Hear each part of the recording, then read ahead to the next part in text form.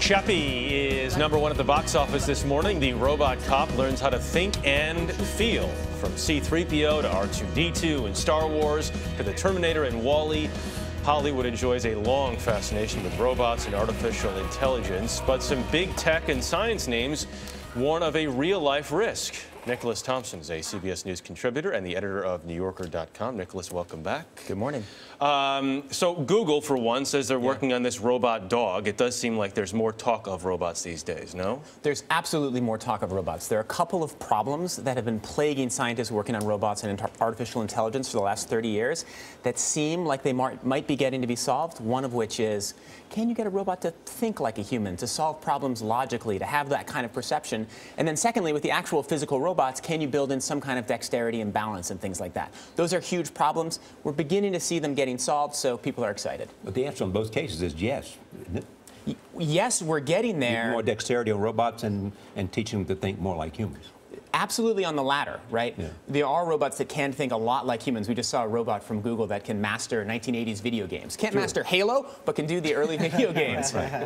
Dexterity is a really hard problem, right? There are robots that can beat any human in chess, but there are very few robots that can actually pick up a chess piece. But they're making some improvements in it. They are absolutely making some improvements. Yeah. You know, what about all the people who say, we better watch out and we better go carefully here? And people like Elon Musk, people like Stephen Hawking, people like Bill Gates. Yeah, I mean, these are three of the smartest people in the world who've all very recently said this is one of the largest existential threats facing humanity. I mean, Explain what they worry about. Well, they worry that you're going to have robots that are more intelligent than humans, that will have their own volition, and that will have hugely negative effects on society. Right? So on one level, we can certainly see this coming. There will be big job problems. There will be a lot of people who will lose their jobs, who will be displaced.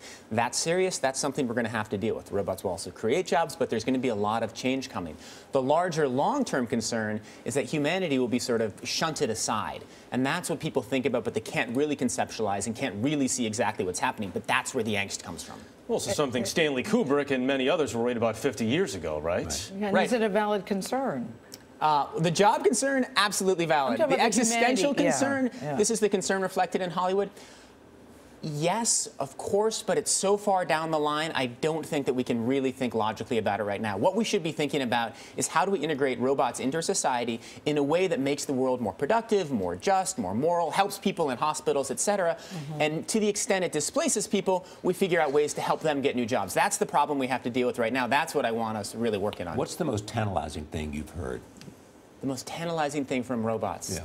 Or artificial intelligence. Artificial intelligence. I think it's the medical ability, the ability of a robot to really take care of someone towards the end of life.